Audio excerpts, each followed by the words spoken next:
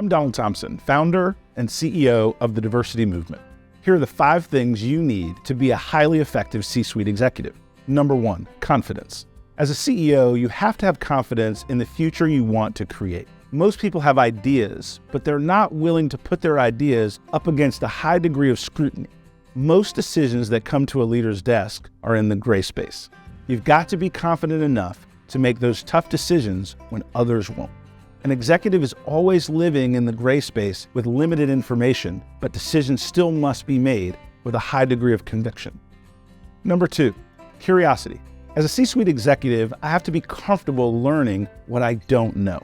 So curiosity drives that desire to create an environment where the best idea wins. When I'm building a team or coaching a senior leader, I'm focused on competitive learning, which centers on putting your ego at the door in service of the best idea, no matter who delivers it. I don't care who the messenger is. I want the best message that leads to our organization winning in the marketplace.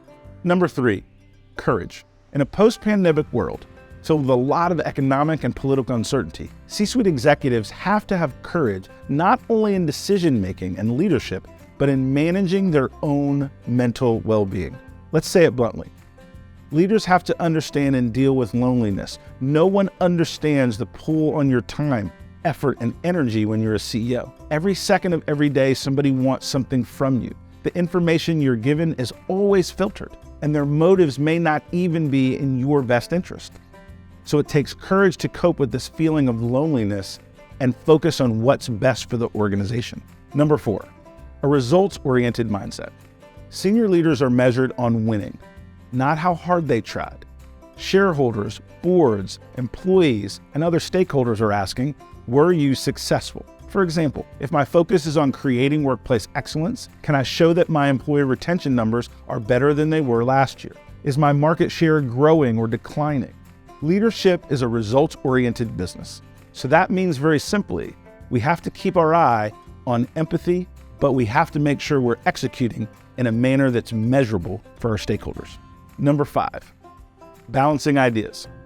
One of the most underrated leadership traits, or at least one not talked about frequently enough, is having the ability to balance competing thoughts simultaneously. I spend a lot of time talking about the central idea at the heart of both the diversity movement and my executive coaching practice. In today's world, how do C-suite executives and senior leaders balance empathy and economics, while at the same time staying focused on the measurable business outcomes they've been hired to produce? On the surface, empathy and economics seem to have a little in common.